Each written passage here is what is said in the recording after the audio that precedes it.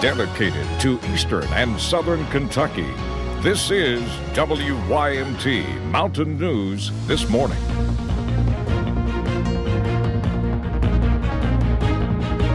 Good morning, it's 6 o'clock. I'm Will Puckett. And I'm Cassidy Strickland. Thank you so much for waking up with us on this Thursday. It's Friday Eve, though, so something to look forward to. The weekend just now 2 days away. Get through today and then tomorrow, and then you're weekend free, but it's a cold one today, bitter cold, almost 40 degrees cooler than what we were on Monday and Tuesday. Brandon's ran through that, so let's bring him into the fold this morning. And Brandon, there's a lot that could happen this weekend, but we can't look that far. We need to get through today, and what are we looking at? Right, exactly. So focus on the cold today, because I tell you, it's frigid this morning, so make sure you're bundled up as you head out. We take a look at the camera network, starting with the Pikeville Medical Center camera overlooking Pikeville this morning. Had a little bit of visibility issues there on the airport sensor, a little bit away from this camera, but maybe just a brief snow squall, a heavier snow shower that went through there, but for the most part, I think we're doing in pretty good shape this morning. Over to YMT here in Hazard, and you see outside of our studios, not too much going on this morning. A little bit of snowflake action. Will's been excited about that all morning. And over Whitesburg, pretty quiet, just cold as you head out the door. Live pinpoint Doppler radar still scanning a few of those flurries as you head through the first part of your day. Those should start to wrap up here by, I'd say, probably 7 or 8 o'clock as we head deeper into the morning. Temperatures 19, Logan and Wise, low 20s everywhere else, with the exception of down toward Lake Cumberland and I-75, down toward southern Kentucky. Some warmer temperatures, but even still, 27, the warmest temperature in the region. The wind is not helping either. Look at that, 10 miles there, Williamsburg, 10 in Somerset as well, 16 in Monticello. That makes wind chills down into the teens and even single digits for a lot of folks this morning. Max warming needed on the coffee meter, so make sure you've got a good hot cup of coffee or hot chocolate or hot tea, whatever you like to drink this morning, because you're going to need it once you hit the outside. The out-the-door forecast shows temperatures aren't going to improve too much today, only 30 for a daytime high. Full forecast on the way here in just a few minutes. Cass? Sounds good. Thank you, Brandon. Well, the two people accused of paying someone to kill Trevor Dykes back in 2015 are set to appear in court. The trial will take place in April of 2020, nearly 5 years after the murder. The family says awaiting justice all of this time has been painful, but in the years since his murder, Trevor's father has been repairing his cars to help his legacy live on. Yeah, I'm trying to complete them. I mean, it's taking a little bit, but a little bit at a time, you know. Yep. Now, as soon as I get this and done, I got the old 69 Camaro over there. It's painting hit. Charles Dykes says when all is said and done, there will be 3 cars to help remember his son. A would-be burglar is in the hospital after Pulaski County police say he was shot by the homeowner. Officers say 38-year-old William Auxer was shot outside a home on Rocky Point yesterday morning. So far, police have not released much information, but we do know the shooting happened outside of the home. They say the homeowner confronted Auxer while he was trying to break in. We are not sure yet if the homeowner is facing charges. Auxer is still being treated. We do not know his condition at this time. After thousands of dollars worth of tools were stolen, a $1,000 reward is being offered. Yeah, Cassidy, and to top off the theft, it happened while the owner was recovering in the hospital. Police have arrested 2 people, but the owners do not believe they are totally responsible. It is an abandoned building with the weeds around it grown up. But behind this building sat a truck. Single cab, it's white with red letter and has dry fork tire on the side of it. A simple truck, but to the man who owns it, it means his livelihood. It's a huge blow. That was his main source of income. Jeff Stidham works with Doyle Wright, who owns this truck. And they stripped all of his tools, all his air tools, air compressor, all of his big truck tools, tire changing equipment. And while Wright was in the hospital, recovering from a bad car wreck, someone stole it and took it onto this property and stripped it. For Central Pneumatic air guns, 1/4 inch, 1/2 inch, 1 inch, 3/4 inch drive. For everything it is worth. $8,000 to $10,000 worth of tools. That's not counting the parts. While the police have 2 people possibly connected to the crime behind bars. He has to start from scratch again. And while he's sick and he's still sick, and he's in recovery, you're looking at 2 or 3 years to get everything back. Finding where to go from here will be hard. Now, Kentucky State Police confirmed they arrested Joseph Nix and Joey Hacker in relation to the theft and dismantling of the truck. They were both booked in the Letcher County Jail. The reward is being offered for any additional information regarding the case. Well, we are working to learn more on an improvised explosive device found in Harlan County Tuesday. Officials say someone found it near the sewage plant in Everts.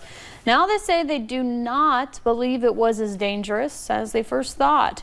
We are told the Bureau of Alcohol, Tobacco, and Firearms is looking into the device. No word on if any charges will be filed. Police in Laurel County are asking for the public's help finding a missing person. They say Wesley Wilson has not been seen since Tuesday. The 24-year-old was last seen off of Cabin Creek Road, 4 miles west of London.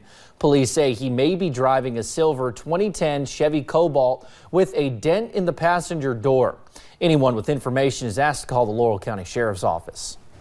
Also in Laurel County, a jury finds a man not guilty in the death of his twin brother. Antonio Johnson faced charges in a trial for allegedly murdering his brother Anthony. Police say he killed him with a hammer back in 2016.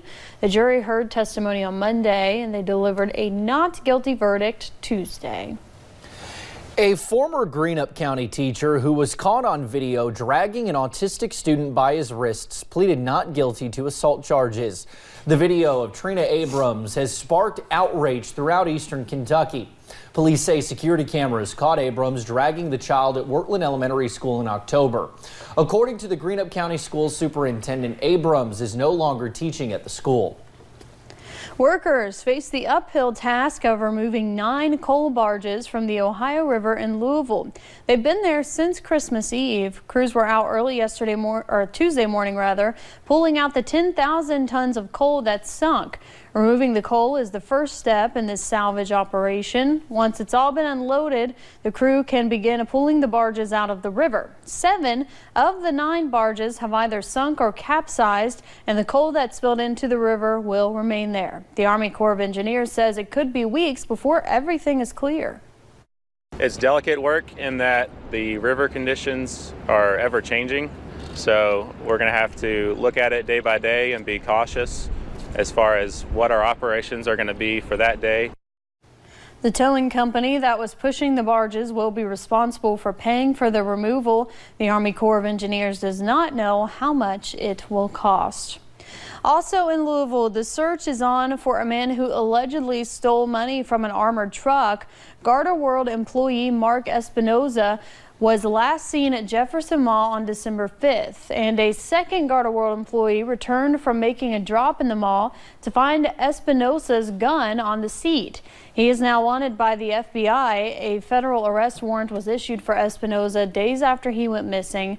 Police said yesterday that the theft was thought out. Through our investigation, we have ruled out this being a random act of violence. At this time, we believe Mark Espinoza has taken steps to plan out this theft and has taken steps to cover up his planning. Police say there are several places he could have ran to all over the country. The FBI is offering a $10,000 reward for information that leads to his arrest. Well, Pikeville officials plan to hold a moment of silence for Officer Scotty Hamilton later this week. It is scheduled for tomorrow at 1:11 p.m. 111 was Officer Hamilton's badge number. It will be held in front of the Pikeville Police Department. You will remember Officer Hamilton lost his life in the line of duty last March.